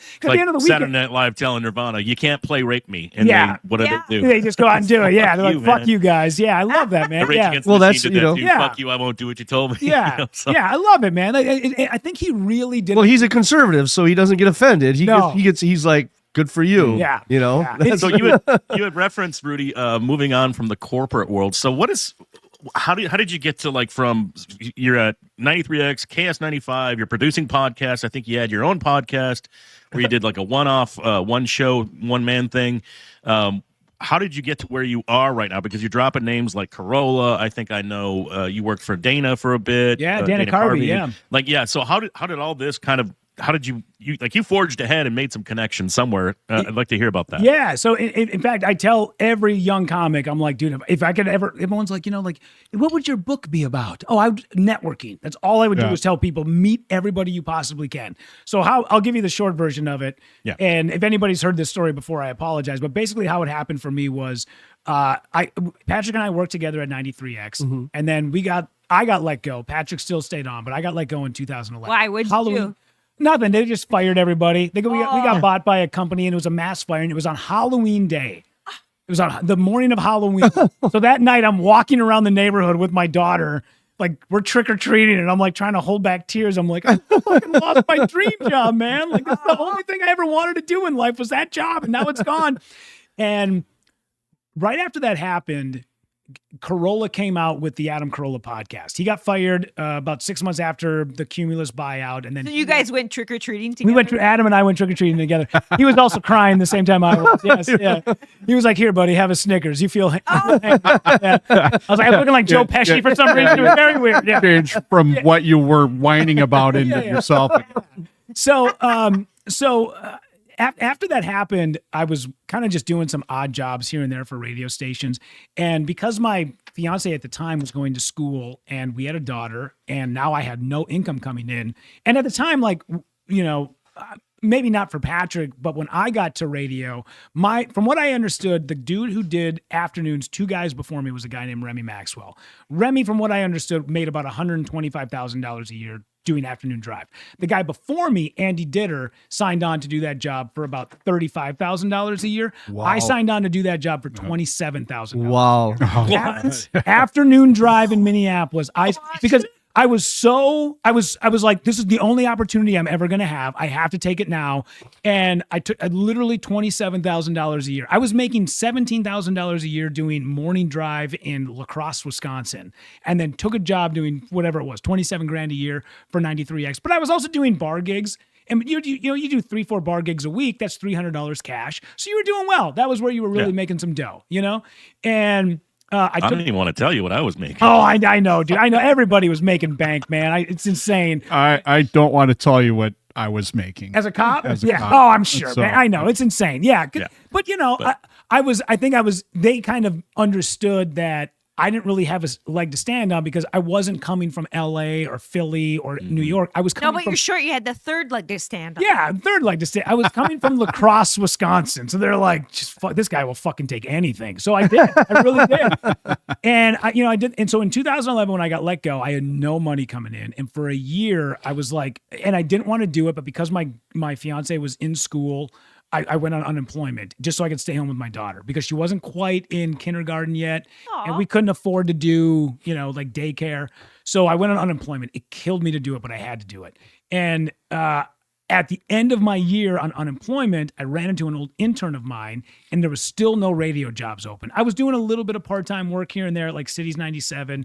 And it just, there was no opportunity. Like the industry had shrunk so much. And she's like, listen, I can get you a job at Lovesac in the Mall of America selling couches. And I'm like, fuck it, I'll take it. You So- sold couches? So for 6 months, I'm like, you know what? I'll just wait until an opportunity opens up in radio again. What was supposed to be like a 6-month stint selling couches at the Mall of America turned into fucking 3.5 years. Oh, gee. People were coming into the Wow. Mall of America, Wow. watching me selling couches and going, dude, weren't you the guy that you was were, on you were 90 the one showing them how to get the Yeah. stains out. Yeah, they were like, aren't you the dude that was on 93X? Like, haven't we seen you on billboards? I'm like, yeah. So anyways, so this started at 2,500, you know, fucking, it was the most depressed. I didn't have a goal because I had no carrot dangling in front of me. 93X was that carrot dangling in front of me, and I had nothing that was dangling in front of me anymore. And I started to do stand up because I'm like, I got to find something that's new in life, and I can't. Yep. Radio is not going to be there for me anymore. So I start doing stand up, and about a year and a half into stand up, my daughter gets sick, and we're in and out of children's hospital all the time. Oh, wow. So I'm like, you know what? I'm going to take 6 months off of stand up, and I'm going to figure out life, and we'll go from there. And 6 months turned into 10 years. So now my daughter is 12 years old. And at that time, I had taken on a job at KS95. I was working there. I started in 2015, and COVID hit, and like my views of COVID and the show's views of COVID and the employer's views of COVID were a lot different. Yep. Yeah. And at the end of it, I was just like, I'm so tired of this place. But I knew that what I was doing for that show and for that station, I was doing so much that I needed to give them, and especially during COVID, you couldn't get anybody to move from a different city to where we were at. Right. So I'm like, Unless you were stocked up on toilet paper. well, I literally Oh, had, if you had toilet paper, you were king. yeah, right, yeah. So I had 1 year left on my contract to the day, and I went into my boss, and I'm putting in my 1 year notice now, and he's like, a year, and I'm like, well, dude, what are you guys gonna do? If I gave you 2 weeks, you guys would be hosed. You wouldn't have anybody to do, like nobody would want to produce this show. You're never gonna get anybody to move. But a year, things will change. Right. And it was that last year, like we never made the announcement on the show, but we told everybody in-house, like, I'm leaving, it'll be a year. And about 6 months in, finally word got back to a higher up, like the manager of Hubbard Broadcasting. And when he found out that I had put a year in and was still there 6 months later, he was ripshit pissed, because he was like, you have a guy who doesn't want to be here, and you're still, what are you doing? You guys still haven't found his replacement? You should have found his replacement a month after he put his year in. What are you guys doing? Yeah. So basically that guy calls me to his office one day, and he was like, dude, is it true you put your year in? I was like, yeah, 6 months ago. And he goes, from this moment on, you are not on the show anymore. You're done. I was like, okay. I was like, and he's like, it's not your fault. He's like, you were doing the right thing by giving them a year because it's COVID and and you were doing the right thing and you were still doing your job and you weren't burning bridges, but they should have moved on a long time ago. I was like, okay, so what do I do now? And he goes, well, we're going to pay you for the next 6 months. Nice. Wow. Every 2 weeks, you will get a paycheck. So you got a paycheck Yeah. every two Every weeks 2 weeks. for 6 months For 6 months. Oh my Doing nothing. God, that is Doing nothing. awesome. So I took that 6 months and I'm like, okay, you got to figure this out, because the last time you had this happen, you ended up selling couches in a mall. Don't fuck this Yeah, up. right. Yeah. So from that moment on, like, I was doing stand up and I was like probably about 6 months into it, and I'm like, okay, I got 6 more months of getting paid. And I mean, dude, I hit in this city, it's hard to do multiple sets in a night. I was doing like 3 to 4 sets. And I mean, I was driving because my daughter at the time was about 12, and she was, living with me for a week and her mom for a week. And I just started hitting every single open mic I could. And I was like, fail as fast as you can and get good at this as fast as you can. And from 18 months from the time I did my first open mic, 18 months later, right when my severance ran out, I was doing a theater with Adam Carolla for 3,000 people. Well, good for you. Oh my God, that's awesome. Yeah. And it was just like, holy shit, I can't believe Well, it. your attitude about going in and failing right away and doing it and fixing stuff and going, this is where it needs to change. That right there is the road that nobody wants to walk. Nobody wants to do it. Nobody wants to tank. Just getting up there on stage. So how did you get from? How did you go? I want to be a comedian. That I don't get that change. So when I was in 5th grade, I loved comedy. Okay, Loved it okay, so much. He was a class clown. Yeah, absolutely. I love stand-up comedy. I loved it so much. I would watch A&D's Evening. Oh, okay. And So I you've loved always been a part of you. Yeah, it was. So in 5th grade, I did the 5th grade talent show. Uh-huh. And I stole a guy's set from A&D's Evening at the Improv. I didn't know any better. Dude, I was literally 10 years old doing Desert Storm material. Oh, like that's yeah. That's So absolutely awesome. so I do the 5th grade talent show and I win it. Okay. I win it. And at the end of it, my principal, Rita Perry, I'll never forget it. She walks up to me and she goes, Mr. Pavich, you were very funny, but I question where you got some of your material. And I was like, this bitch watches A&E. But I lived in Hibbing, Minnesota, so there's no outlets for comedy. You know? There's none. Yeah. But at the time, I was about 11 or 12, and then after that happened, George Carlin's, one of his HBO specials came out, and I went to a friend's house who had HBO, and we watched it, and I was like, holy shit. Like, I've seen A&Es even at the Improv, and they do it in like a club, but you can do this in a theater to thousands of people. Holy shit. So I became infatuated with it, but there's no outlet. So I kind of put it away. My family owned a roofing company. I was either going to be a roofer or a plumber. And then when I got into Plumber. when I got into comedy, when I got into radio, I was 18. And by the time I got to be 27, when I got the job at 93X, because in my mind, I worked for 7 years to go from an intern in Mankato, Minnesota to afternoon drive at 93X. And in my mind, I'm like, I'll get that job and then I'll just do that for the rest of my life. And then I'm done. And I remember when I got the job, it was the last day before we went to Christmas break, December 23rd. Wade Linder walked into the studio. And at the time, we had a guy named Andy Ditter who had gotten fired for doing something on the air. Wait, I can't hear Patrick. Oh, he's telling his kids to quiet down. That's what he's doing. Yeah, he's giving them the shut the fuck up. yeah, God damn it, I'm on a Throwing a yellow flag. Yeah. And but there was a guy named Andy Ditter who had gotten himself fired for doing something stupid on the air that he wasn't supposed to do. So I was filling in for him at the time, and I'm like, fingers crossed. I'm like, dude, I have worked 7 years, and not just a job, but I wanted afternoon drive at 93X. That's the job I wanted For $27,000. Yeah, $27,000. Yeah, right. I'm going to take a pay cut. Yeah. Give you the best. Yeah. And I was working nights at the radio station, and because I had a daughter on the way, I was working at MGM Liquors in Uptown to be able to save money because of my daughter. Mm-hmm. And I got in the car one day, and Andy wasn't on the air, and I was like, "What happened?" Because Andy was on the air when I got to work, and I was like, "Why is Andy not on the air anymore?" And then in mid shift, he did something, and they fired him. Mid-shift. So I was like, why is Pablo on the air? That's so weird. And then I got to work that night and they're like, dude, they fired Andy today. And my first thought was, luckily, because I feel like this, Good, I got a job. that was my saving grace was, I feel like as a good person, my first thought was, oh shit, because I've been there before, I felt bad for Andy. But then my second thought was, fuck Andy, I want that job. I want that job so bad. And they were kind of on the fence about it. Like, we don't know. We might put this other Pablo guy there. I don't know. And then I was doing, it was December 23rd, the day before we went on Christmas break. And we were all gone all the way through like January 3rd.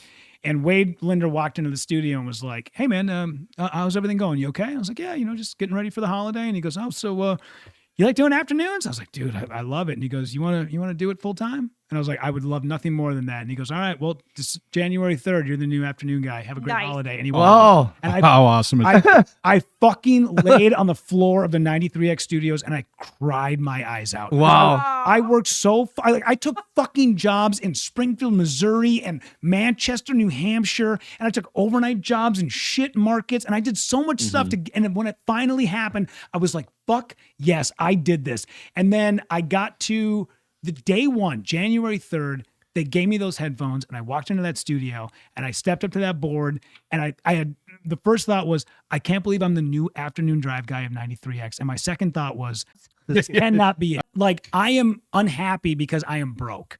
And once I get money, I'll be happy. And then I sold my first house and they gave me a check for more money than I have ever seen in my life. And when I got that check, I was literally driving to the bank to deposit it. And I thought to myself, I am just as miserable right now as I was when I was broke. Wow. What is the difference? Oh, because you don't find happiness in your job. You don't find happiness in your money. You find happiness in you. You have to figure out where you're happy. Yes. And once, and then after I lost the 93X job, and I was so lost. But then I read Viktor Frankl's Man's Search for Meaning. If you've never read that book, holy shit, that book will change your life. It's if you don't know the story, Viktor Frankl is a psychologist who lived in Austria. He was Jewish, and he was then taken to the concentration camps in Germany. And one half of the book is about what it's like to be in the concentration camps, and it is it's the hardest read you're ever going to read ever. The second half of the book is him talking about how people in the concentration camp who had something to live for, those were the guys that did it. They had a meaning for life. And I'm like, I need to find that meaning. Sure. So I started doing stand-up because I always wanted to go back to it. I started doing stand-up. I do it for about a year and a half. My daughter gets sick. She's in and out of children's hospital. I'm like, dude, I got to take off. I got to take some time off. What was supposed to be 6 months turns into 10 years. Now my daughter's 12 and she's healthy and she's fine and she's living in between my ex and I. And I'm like, I got to find something to do with my life. I'm not finding it in dating or like with women. I got to find something new. So I started doing stand-up again. And I emailed this dude. His name is Adam Ray, comedian Adam Ray. He's the guy, if you've seen him lately, he's been around doing Dr. Phil. Oh, yeah. I know exactly who you're talking about. So Adam was on the Adam Carolla show for the longest time. And everybody who asked me after I got let go, I was listening to the Adam Carolla podcast. And they're like, what are you going to do with your life now? And I'm like, I'm going to go work for Adam Carolla. And they're like, how? And I'm like, I don't know. I don't know the guy. I'm just coming to work for him. And they're like, that's crazy. And I'm like, I don't know. I'll figure it out. So, fast forward a few years later, Adam Ray is coming to Acme Comedy Company. This is like 2017, 18. And I'm a fan. And I just email him and I go, hey, man, I'm a big fan. I know you podcast. I know you do a lot of video work. You do audio work. I got all that equipment. If you need me to help you, I'd love to help you. 10 minutes later, Adam emails me and goes, dude, can you film all my sets at Acme Comedy Company this weekend? And I'm like, yeah. And he goes, dude, can you do 2 cameras? I'm like, absolutely. Get off the email. I go to Best Buy. I buy 2 cameras. Wow. And No, he took the camera out from his closet. yeah. So I go and I take the cameras and we do that weekend. And I'm like, if anything, I can just get rid of. You met him. You did that. You got your foot in the door. Yeah, I got my foot in the door. And I'm like, if anything, I just return the cameras at the end of the weekend and, I'll go from there. Yeah. Well, that's brilliant. I mean, talk about thinking on the fly. I mean, that's awesome. No, that's forward thinking and that's motivational and that's how people get successful. Yep. Yeah. So fast forward to, probably about 2 years of me working for Adam Ray. Adam Carolla comes to town. He's doing Acme. And I'm a fan. I buy tickets for one of the shows. I go down there. And while I'm there, Adam Ray calls me. He's like, hey, what are you doing? I'm like, oh, I'm actually at an Adam Carolla show. And he goes, well, dude, why don't, say hi to those guys. I know those guys. He's like, well, say hi to Adam and say hi to this guy named Chris Laxamana, who was Adam Carolla's producer at the time. And I go, oh, great. So I get off the phone. I'm standing next to Chris Laxamana. And I go, hey, Chris, what's up, man? I'm Rudy. Nice to meet you. Adam Ray says hi. And he goes, oh, shit, you know Adam Ray. How do you know Adam Ray? And I go, oh, I'm his producer for About Last Night, and I produce all of his clips online and whatnot. And Chris goes, get the fuck out. Dude, wait, you're the guy who does all of Adam Ray's stuff? And I go, yeah. And he goes, you do all of his stand-up clips you do About Last Night? I'm like, yeah. And he goes, we were just getting on the plane this morning and somebody was watching Instagram and said, hey, somebody call Adam Ray when we get back and find out who his guy is because we want to hire him. Oh my And God. I'm like, that's like right place, right time. Yeah.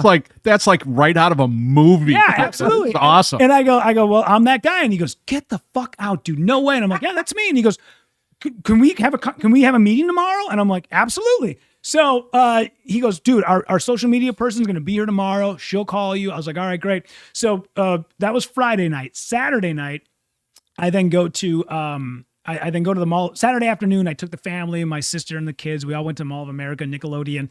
And while we're at the park, I see a phone number pop up, and it's 213 area code, Los Angeles. Yep. Oh, this must be that gal. I grab my phone. I'm like, hello? And this woman's voice on the other end goes, hi, is this Rudy? And I go, yeah, it's Rudy. She goes, hi, Rudy, this is Meghan Trainor. Are you Megan Rob Schneider's kid? No. That's Elle King. Oh, sorry. But Meghan Trainor is all about that bass. That's right. So I'm like, I was like, hi. And she goes, hi, I'm on the phone with, so-and-so, this woman. We got your name from this company I was working for called Cloud 10. She goes, we're working for this company. Your name got brought up to us. We're looking for an audio producer for my new podcast called Working on It that I'm doing with my brother. We were wondering if you're available. And I'm like, holy shit. I was like, what a crazy day. I'm like, yeah, I'm absolutely available. 10 seconds into this conversation, another number pops up, and it's another 213 number, LA. And I'm like, give me 1 second.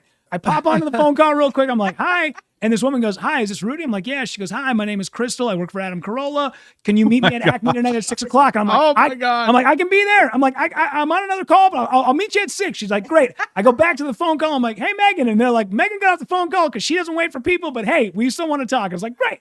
So we had this conversation. So literally in like a span of like 90 seconds, I got the Adam Carolla show and the Meghan Trainor Oh my God. together. So I go down to Acme that night, and they bring me into the green room, and I meet, Adam and his manager, Mike, and Crystal, who was one of the managers. And while we're all kind of hanging out, Adam does not talk to me the whole time, which he shouldn't. I don't know him. Yeah, I don't know him right. at the time. And he kind of like, hey, nice to meet you. Meantime, I'm losing my mind. I'm like, I'm in a fucking green room with Adam Carolla. Like, I'm loving this guy, loving him. And Adam, goes up and he does a set, and they put me on a 2-week trial, and they hired me on after 2 weeks. So I worked for Adam behind the scenes for like 2 years. And then out of the blue one day, I was on the phone with one of his managers. We were talking about something for the show, and somebody goes, oh, Adam's doing Oklahoma City this weekend. Do you want to come over and do a spot? You're a comic, right? I was like, yeah. He's like, why don't you drive over and do a spot? And I was like, yeah, I'll be there. I don't think this person knew that Oklahoma City and Minneapolis are near They're like each other. how many hours away? Yeah, 15. 15. Yeah. Holy crap. So I'm like, yeah, it sounds good. So I fly myself down to Oklahoma City. I get to the club, and the club's like, you the host? I'm like, nope, not the host. And they're like, okay, well, we don't have a host. Do you want to host? I'm like, I can host. So we do the first show that night, that Thursday night. We do the first show, and Adam is not in the building yet. And they're like, well, Adam called and said he'll be here, so why don't you just go ahead and start the show? So I go up, I do my set, and I go into the green room, I bring up the feature, and then I walk into the green room, and Carolla's in there. And Carolla goes, hey, good set. I was like, oh, you say that like you thought I was going to suck. And he goes, I expect everybody to suck. And then we never really said another word to each other. Like the rest of the night, we had 2 shows. He's not very, once you warm up to him, he loves you, but it takes a long time to get there. So that first weekend, we're just kind of like, I'm sitting in the green room and I don't know what to say, but we're sitting in the green room and we're watching old episodes of I Dream of Jeannie. Okay. And he is he's like pausing it and then dissecting the episode and then playing it again. It's like watching the Adam Carolla show, but live in front of me. Yeah. And then at the end of the night, I back to my hotel. And then the next morning, Adam's manager texts me and goes, hey, Adam is wondering if you want to come to the cafe and just like hang out and do a little writing today. And I was like, yeah, okay. I was like, I'll be there, not a problem. So I go to I rent a bird scooter. Like, this is how little money I still had at that time. I had rent a bird scooter. And What is that? it's like those scooters, like the electric scooters on the side of the road that you rent? Yeah, that you rent. You can like do an app. Yeah, You got an app. yeah. She wouldn't know because she's Doesn't get out of the suburban. house. Yeah. But since I work downtown, I know how many crashes happen with those. Oh yeah, there's Okay. goddamn. I had to Anyway, fill sorry. a police report for them. But yes, Yeah. So I go to the hotel and I go into the cafe at the hotel, and as soon as I walk in, off to my left, Tim Allen is sitting there. Comedian Tim Allen from Oh, yeah. Tim Tim Allen. Allen, yeah. I'm like, what the fuck? I walk up to the table and Adam is not at the table yet. And I go up to the table where people are sitting. And I go, did you guys know Tim Allen is over there? And they're like, get the fuck out. Let's go get Adam. So they go upstairs. They get Carolla. Carolla comes back downstairs. And Carolla's like, wow, you gotta go up and talk cars with him, So he brings us over to the table, and it's Tim Allen, his opener, Lowell Sanders, who is so damn funny. His opener is the best. I love that guy. And it's Tim's manager. Those three. We walk up to the table. Tim Allen sees Carolla and immediately gets up and is like, Adam, and hey, how are you? Good to see you. So for the next hour, we sit and watch these two talk about cars, Those guys get up, they leave. Carolla, orders a bite to eat. And then he goes, who noticed Tim Allen? And I'm like, oh, I noticed him when I walked in. And he's like, He's like, good on you, man. He's like, what a great get. You know, like, wow. Like, now Tim is going to come and do the show because they had this conversation. He was like, he's very appreciative of it. So Adam and I that afternoon went out and just got completely shit-faced at a whiskey bar. I bring him back to his hotel room. He's like stumbling up, and he's got 2 shows that are starting in like 90 minutes. He's like, I just need to take a nap. Goes up to his hotel room. I text his manager. I'm like, I just got Adam to his hotel room. He is completely fucked up. Oh my God. He's got to be on stage in like 100 minutes. So let me know if you need anything. And they're like, oh, we'll take care of it. I go back to my hotel room. I shower. I go to the club. I open the show. Carolla shows up just as I was literally watching this guy not be able to put a sentence together 90 minutes ago. He is on stage murdering for 300 people and killing. And at the end of the weekend, his manager had texted me and said, Adam loves you and was wondering if you just pick any dates you want and you can just come on the road. And from now on, you'll just be his opener. Wow. And I'm like, that's amazing. Good man. you. Yeah. Shit. That is. You see, and I love hearing stories about that. Yeah. Where it's like you're on the brink and it's like, God, you know, Did you lay down on the floor and cry? Then I did, yes, yeah. For some reason, Wade Linder was. I was like, would. why am I at the 93X studios? This is so weird. This is nothing. And you went from I hate you, Wade, to I love you, Wade. You know. Yeah. But it's the stories like that are great. Well, but because- the feeling went away though, right?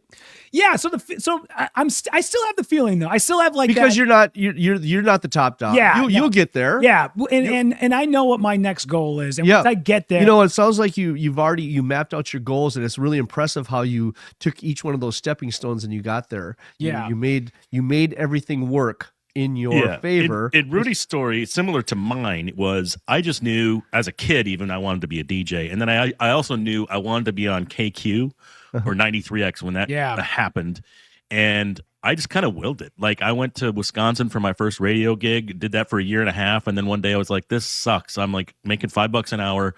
I'd rather go back and intern at KQ because I knew a couple of the jocks. So I just went back and interned at KQ and worked shitty jobs like Rudy did. Until one day I was doing a telemarketing gig, and I just got to the back door to go into work at noon. And we worked noon to 9, and I just it was cold call telemarketing, and I just said, fuck it, I can't do this. I put my car in reverse, went home, called in, said, I'm fucking done, mail my check. 2 hours later, this is back when we had pagers, I got a page from a weird number, and so I call it back, and programming. I'm like, hi, this is Patrick. I just got a page from you. And he's like, oh, yeah, hey, it's Wade Linder at X105. Dave Hamilton recommended you might want to be interested in doing some overnight or some on-air work here. And I'm like, yeah. So it was one of those things, dude. I'm like on the Rudy, I was toilet, like, but I did overnights on the weekends, and then it turned into full-time overnights, and then full-time nights, and then full-time. It just fucking I felt like I willed it to happen.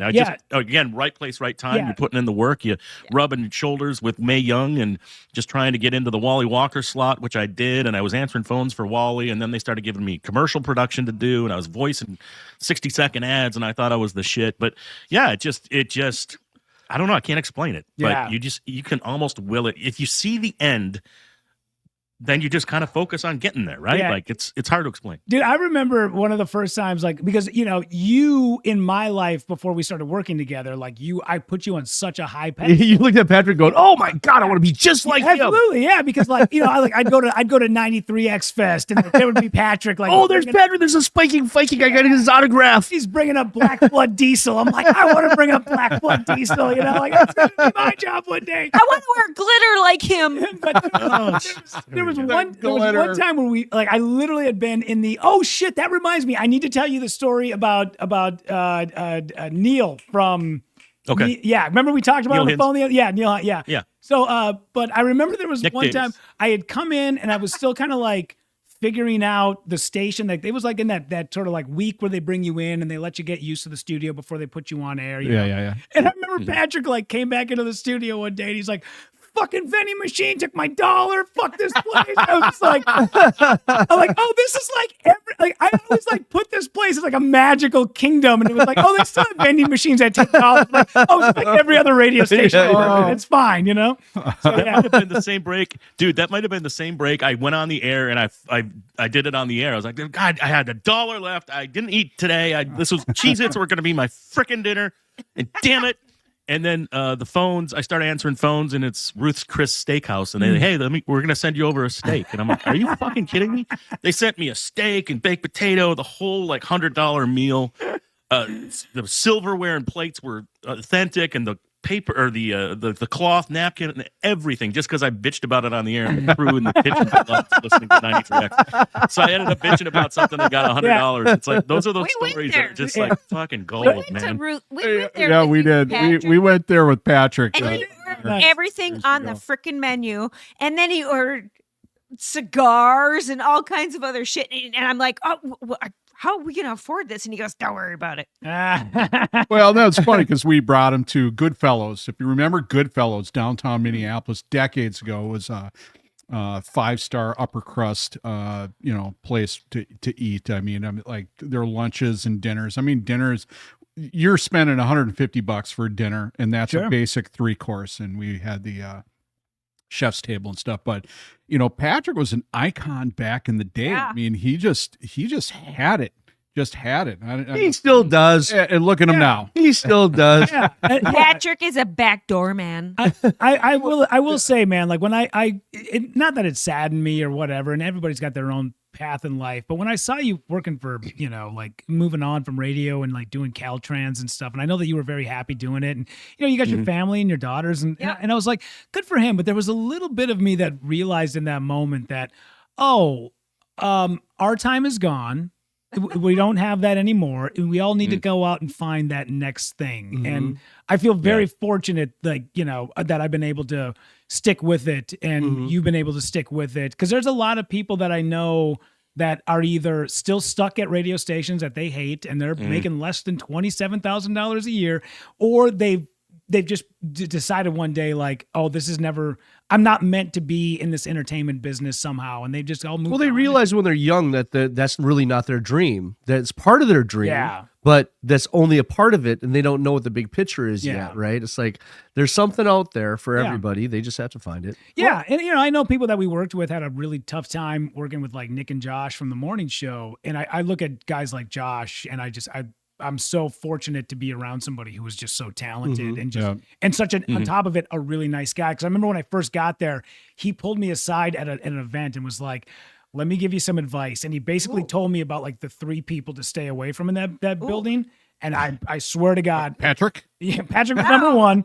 Make sure you never talk to that goddamn. Don't party with Patrick. Yeah. Don't go out and party with him because he will bring you in at 4:00 in the morning. Yeah, but some of it's great that I still get an opportunity to like hang with Patrick and guys like Paul Dockendorf, who you guys have had on the show, who I love a lot, because some of my best memories, I really think a lot about, and the autograph hangs on my wall of the day that Patrick got to sit down with Chris Cornell. And I think about that day a lot because it was a really like, it was such a moment that not only for like us at the radio station, but I think for Minnesota as well, because Chris had no ego and he was a really humble, nice guy. And he just came into the studio and he hung out at a time when at a time of the day where not a lot of people, and even though Patrick did a great job in middays, but most people, it's mornings and afternoons. Those are your 2 biggest day parts. And they were asking him, like, you want to, he's like, no, we could just do, it's cool, man. Whatever you got, whatever you guys want to do. He was super chill. And I remember that interview, like we were all sitting in the production studio with the window into the actual studio. And it's just Patrick and Chris Cornell. And everybody's on the other side of that window going, oh my fuck, we wish we were Patrick.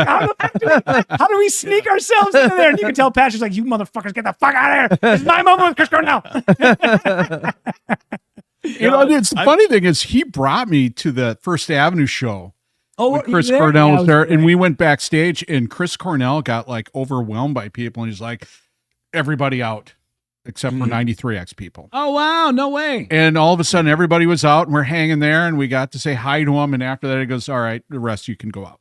Yeah. But it was super cool though. I mean, Patrick's like, yeah, don't make eye contact. Don't talk to him. I'm like, we talking to the king or what? I mean, well, how do you do that? Because I so easily, for some reason, get starstruck with people.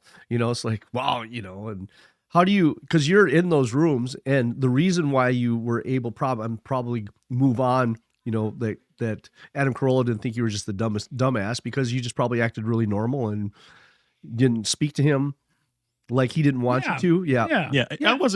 I've never been a starstruck guy, Me but either. I'm Me glad I either. wasn't. But the method I used when I was interviewing someone like you would be shitting your pants in front of is I'm the go-between between this artist and the audience. Like, it's not about me. Oh, sure. I want to make Yeah. the artist look as good as possible. And Sure. I just kind of stuck with that. And I always thought I was a shitty interviewer, but looking back, I think I handled the situations probably better than I think. But, I don't know. Dude, there's it's funny you bring that up. Well, there's a moment that I am interviewing Corey Taylor from Slipknot. Oh, Yeah. wow. And he's, he was great. He was fun. Like, but the video, it's so funny because in the video, when you go back and you watch it, I have no idea what I'm doing. Like, I have no, because I'm so like beside myself. I'm like, holy shit, it's Corey Taylor. I don't know what I very seldom, like Patrick said, very seldom, but for whatever reason, at that time, Slipknot was like, they were huge.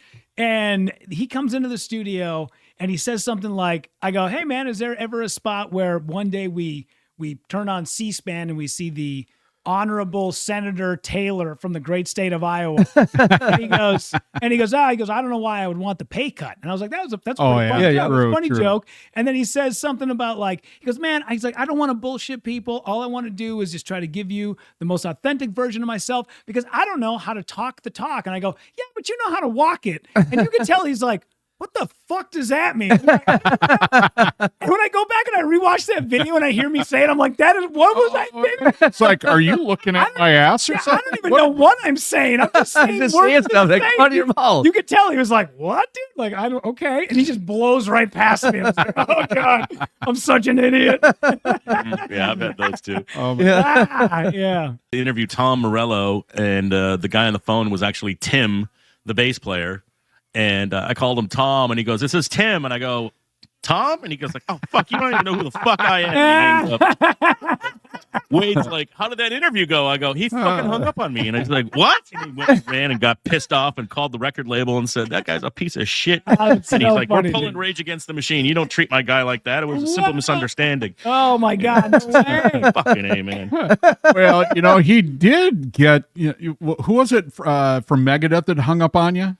Dave Mustaine. But Dave Mustaine called the hotline looking for Ton. I was just like, yeah, who's this? He's just like, tell her Dave Mustaine called. Click. Dude, wasn't Oh, fuck. Okay. Man, I know we're we're dick to that guy. I know we're talking inside baseball stuff, but dude, wasn't Ton the best, man? She was just a sweetheart. Who's that? Ton Yeah, Mastery. Man, she was the best. I only had very, very limited interactions with her because I didn't work at the radio station when she worked there, but I was fortunate enough to go to like the festivals and be a part of like press junkets and just be around her. And man, I mean, like I had an old friend of mine, this guy named Tim Baxter. They called him Masturbating Tim. I remember too. Yeah. And he's Gross. like, dude, I'd be sitting in the studio and the phone would ring and I'd pick it up and I'd go, studio. And the other line would go, hey, is Ton there? Ton, guy says, talk to Ton. And he's like, yeah, who can I tell her is calling? Tell her it's Lemmy from Motorhead. And you're like, fucking Lemmy from Motorhead? What an insane life. I gotta share this because we were just talking about it. I found this over the summer. For some reason, I was just looking at some old stuff and I found this. So you guys will, no explanation needed here. Oh, there she is, the leather nun. Oh, look at that. Ah, yeah. Look at that Limp Bizkit wannabe motherfucker. Look at that guy. Oh, she's making you She kiss her stuck her boots. foot out I for me to love it. kiss it. I think I actually did too.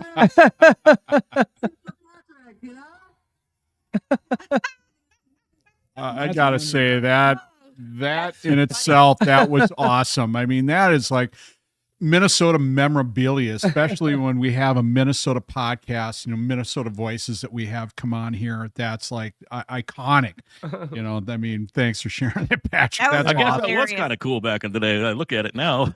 Yeah, right. Yeah, you groveling in front of somebody, you're like, oh shit, what an asshole I was. Yeah, yeah, man. Every now and again, I do get sent something like from a 93 X Fest or Back in the day. You're like, oh man, those were so much fun, and I'm glad that we had those memories. But I'm also like I'm really glad that I got to live it kind of at its height. Yeah. And I'm glad I'm not a part of it anymore. I don't think rock radio is what it used to be. No. I don't think radio. I'm Because glad of podcasts and things like that. Yeah. I caught it on the back end when it was like on its downslide, and I'm glad that I got to be a part of it. But I'm really happy with what I'm doing now. You know? Yeah. I'm really glad that we're finding ourselves later in life, because I think there's a lot of people that do what we did at a young age, and then they get, you know, either forced out of it, or they're either made to stick with it. You know, like a friend of mine who I won't mention him because he's talked about it to me, but you know, he works at a radio station in Florida, and he's like, I thought I'd be out of radio and doing something much more glamorous now, but he's like, I'm just stuck here. He's like, I don't have What's any other glamorous? skills. Well, these are, you know, it's funny because, you know, bartenders do the same thing. You want to do something when you're young, you know, it's exciting, and your life doesn't change. It's like, well, what do I do next? Yeah. How do I reinvent myself? You know, and how do I change completely that, you know, you're like reinventing yourself to a new level. One of the things that I found out through life, because I'm an old as dirt, you know, I'll be 59 in the spring. So, What? And I lived it all. I What, played. you have a life Oh my insurance? God, dude, you are retired at 50. Yeah. You're retired at 58. Oh, I'm starting a new Yeah. career at 58. Dude, Brand new. I'm gonna be lugging that goddamn suitcase around this country till I'm 90. Oh my But God. I mean, I started out, you know, I was in a rock band. I played with some guys from American Head Charge. You know, did the bartending thing, and then I found myself into law enforcement. I mean, complete he did 180. the Renaissance Festival and all kinds of bullshit. Yeah, acting and also. So I wore so many different hats. You're not but- retired. You're but- doing a podcast now. But yeah, now I'm doing Now a you're reinventing podcast. yourself But up brand new. the point is that you know, every door that shuts opens another one that you're meant to do. Yeah. And you know, for me, now that I'm retired, I do this. You know, and I looked at some, you know, jackass kid that was 3 chodes at a, you know, basement bar doing a podcast. It's like, yeah, you know why? Because I'm retired and I can. Yeah. You And he lives in his Can't. mom's basement. and you live in your mom's basement. But what we do here is this is, to me, is my retirement gig that I can have fun with.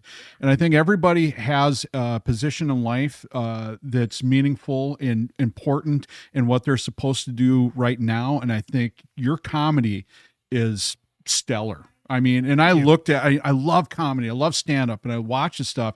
And I remember Patrick going, yeah, you got to look up Rudy Pavich.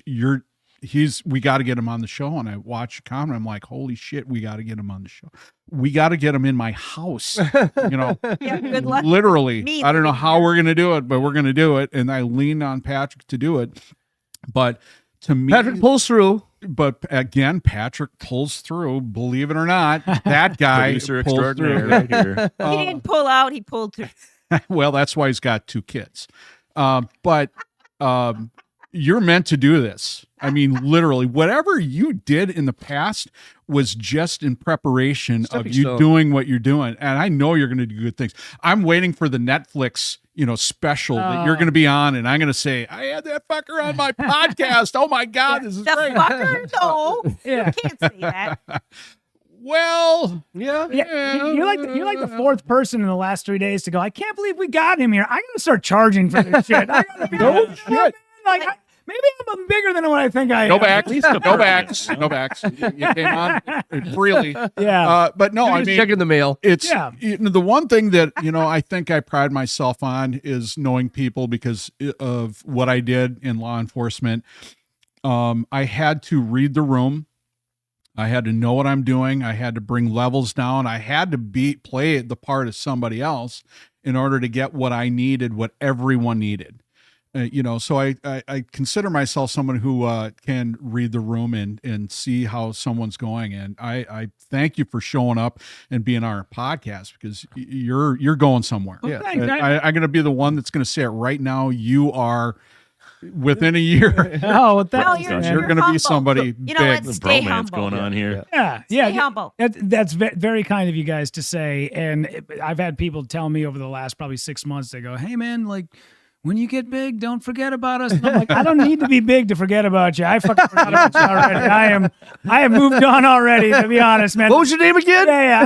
I don't even know what the hell I'm talking to at this point. What's your name again? Mike? Yeah. Mike Who fucking Richard? cheat? I don't know. I don't know if that's. I've been to a lot of bars. I don't know what the hell you're talking. So what do you got going on tonight? What are you playing? So tonight? tonight, because I'm in town, here's the thing I love about being able to come back to Minnesota. So when Besides the snow. but yeah, which I do love, man. I really do. Living in Vegas I love the seasons. But when I got hit up like 3 months ago from a brewery here called Heavy Rotation Brewing, and they were like, "Hey, man, we saw you on the Adam Carolla show. We like what you're doing. Found out you're from Minnesota. Do you want to come to our brewery and do a show?" And I was like, "Absolutely." So last night we did the show at Heavy Rotation. Since I was in town, I hit up a couple of comics and I go, "Do you guys got any gigs? Because I don't want to waste a Saturday night." And they were like, "Yeah, man. Like, we can put you in River Falls. We got a monthly show over there. So I'm gonna go do River Falls tonight." And Wow. it's also like Awesome. my girlfriend and I, just because when I come home, my daughter lives with my sister and brother-in-law, and when I come home, I stay there. So we have kids and family, and then That's nice. my girlfriend has her kids at her house all the time. So when I come home, if it's an extended stay, I'm like, can we just pick one night and just like, because very seldom do we ever get a chance to go on the road together. And then usually when we're on the road together, it's with multiple people all the time. So even that 4 or 5 hours in the car to the next city, Yep. we're sharing it with 5 or 6 other people in the van or whatever it is. So we never get a chance to like really just be alone. Yep. So they were like, "Do you want to do River Falls?" And I'm like, "Will they add a hotel?" And they're like, "Sure." And I'm like, "I'll take the gig." Yep. So I can like just get a night with my girlfriend. So Yep. we can like actually Yikes. see How many each other. in the car? And the how many family times can- do you have family to roll down the window The For family can. what? when you're doing the car trip to the next gig? How many times do you have to roll the window down? Yeah. She thinks that everyone in a It's h farting. has It's- gas. and she's- Apparently, Is that a Bringing fart out the joke, fart Jane? things. Oh my God. Okay. She's got to bring that. She's got to bring the backside fart gotta- jokes Yeah. in. You got to end it with somehow. 3 syllables, Gene. Or oh yeah, it's not gonna work. It's not gonna hit. Well, we're I only happy. speak in joke form. Well, we're happy to have you on, Rudy. Can we have you on again? Yeah, absolutely, man. Yeah. Next time you're in town, for sure. Yeah. How often do you love get to up to have Minnesota? you again. So so I've been really fortunate that since the first year I moved to Vegas, I try to come back once every like 3 to 4 weeks, just at least for a day or two, just to see my daughter. So like if I do a show on the East Coast, on my way back to Vegas, I'll stop for a night just to hang with my daughter. Okay. But now after this year, I'm going to be back doing a corporate gig for Treasure Island on the 17th of January. And then after that, it's going to be like probably like 5 or 6 months. I am booked, which is such a Good. great Yeah, problem that's to awesome. have. That is a great problem to have. So I'm literally doing like every Tuesday through Saturday on the road, and then I fly back to Vegas. I do Sunday in Vegas. I do Monday. We do the Michael Yo podcast. I go do the Carolla show in LA, and then I go right back on the road again Tuesday through Saturday. And I am doing that every single week for the Good next for like you. 4 months. Good for you. So I'm in like, it's like That's awesome. 37 cities in like 50 days. It's wild. I never thought I would Yeah, be at this point in my Be life. careful what you wish for. I know, man. yeah, I know. Yeah. So you You know, fly it's also for cool free about every Well, that. you'll be there, the headliner you're- soon, and Yeah. You're probably way too busy to spend the money you're making too. So that's probably That's super yeah. fun. Well, luckily my daughter takes it out in huge chunks at a time because Okay, yeah. So it was funny when I booked College Hawaii. age, right? I put the dates up on my website. My daughter's like, "Oh, so look at that, we're going to Hawaii," and I'm like, "Oh no, Dad's going to Hawaii." I'm like, bullshit. So yeah. So I guess what was supposed to be a trip where I barely broke even ended up costing me $2,500. You're in the hole like Yeah, 20 grand because your girlfriend and Gee, daughter oh, yeah. had. how old's your daughter again? 17. 17. Oh, she's at that age where she really likes to spend money. Yeah. She's still spending dad's money. 'Cause she's not all the 18 time. yet. Yeah. Here's the thing. My daughter has, over the years, have always been like, just because she's 17 and she's like trying to find her own identity. So Yeah. when it comes to like dad's career, she kind of just like poo-poos it. Yep. Yeah. And not like she like shits on her or anything, but she's always like, yeah, doesn't really think about it. But then the other day, she doesn't know this, but like I ended up catching a conversation of her like talking about I'm going to be on Comics Unleashed on CBS, and she was talking to her friend about like, oh, my dad just like did this thing on CBS. Like, okay, so It's on Paramount Plus. Okay, so do you have Paramount Plus? Okay, good. No, can you record it? Okay, awesome, because we don't have Paramount Plus here. And she was like trying to figure out ways to watch her dad on TV. Like, Oh wow. that like mental. That's actually pretty awesome. Yeah, I mean, it's let a me lot. think about it. Yeah, It's yeah. like she's playing the game to get it back to you, Yeah, basically. That's absolutely. awesome. Yeah. It's something the story of Limp Bizkit, the guitarist for Limp Bizkit's his daughter, right, was doing a thing in the school show, and she wanted to play guitar, and her dad was listening to her play and goes, well, you might want to do that like this. Then she asked his mom, I was like, what the hell does he know about playing guitar in front of an audience? And then so his mom showed him the videotapes of him in concert. Yeah. So here you go. There's an old story about Flea from the Red Hot Chili Peppers where he drops his kids off at school. He's driving them to school, and they're like, Dad, can you stop like 3 or 4 minutes? We want everybody to see. Yeah, and he's like, do you know who I am? I'm the coolest guy on the planet. Fuck you. I mean, well, he's the coolest guy to 40-year-olds and above. Underneath that, people are going, please, what? Yeah, You who know? knows? Yeah. So he like forced he drove him right up to the front door, and it was like honking the horn. He was like, like, that's the good move. Your dad's a dork. You should go do a stand-up at your daughter's school. She'd hate that, yeah. She- That would be awesome, actually. She goes to Holy Angels. So, Oh. I don't know. You'd have to okay. revamp that whole thing. I don't know if they want that. I could do 9 seconds of my whole act. 9, you might be stretching it there. Yeah. Well, we thank you for coming on. Patrick, any last thoughts? Glitter. I don't know. I was going to Well, tell you Patrick that. is speechless. Speechless and by glitter. No. I've always appreciated Rudy, and it's just been great to follow you, and I just hope nothing for the best for you. Dude, Patrick, it's- thank you for bringing him on. That was this Yeah, was thanks, awesome, awesome Patrick. show. Yeah, it He was came great. on. I just asked him. Yeah, dude, That's all I wanted to say the same about you, man. I'm so glad that you are, in the second half of your life, like finding, happiness and finding things that really bring you a lot And of his joy. landing strip. Yeah, for that's sure. what At brings the it. landing Yeah, things are good. It's so much fun to watch guys that I really enjoy being around, not only professionally but personally, and just watching them Yeah. figure out the next steps of their lives and really diving into it. So I'm really happy. You're successful because you have daughters. That's what it is. Yeah. Yeah. When you have daughters, you'll move the earth, right? do Sons, anything for sons them. screw it up. Yeah, Daughters, but you'll move the earth for them. So good for you guys. Well, thank you so much for coming on. You've been great. It was really, Thank really you. nice meeting Thanks, you. guys. Yeah. Thanks. I'm excited about your future because I think it's a privilege for all of us in our podcast family that we get to see you just hitting that apex, and you got one way to go, and that's thanks, man. straight up. And thanks Patrick for getting a hold of Rudy to bring him on, and thanks for the Minnesota connection to what we do. And again, folks, thank you very much for tuning in. Make sure you hit that share, like, and subscribe button. We can't do it without you. Again, thanks Rudy for being a part of our podcast, and we will see you next week with another guest. Take care, everybody. If you've enjoyed that podcast, please hit the like, share, and subscribe button.